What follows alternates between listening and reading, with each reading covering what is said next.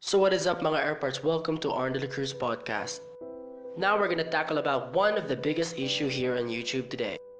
Now a brief history about YouTube. YouTube is a platform for content creators who wants to share their passion to the world. Now yesterday, January 16, 2018, YouTube just posted to their blog site that there will be a big change in their monetization policy. Now, I'm not gonna critique YouTube for this because I owe YouTube my career. But to be honest, this is very challenging for me, especially I'm just a small YouTuber and I was having a hard time to accomplish the first monetization policy, which is gain at least 10,000 lifetime views.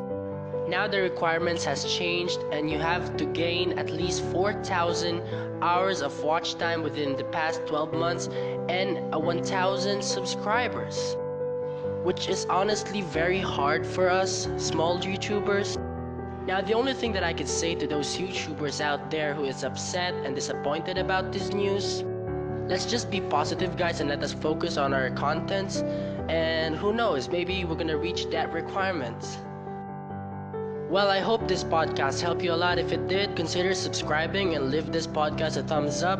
And also follow me on my social media accounts. Links are down below. Thank you for listening. This is Arn Dela Cruz signing out.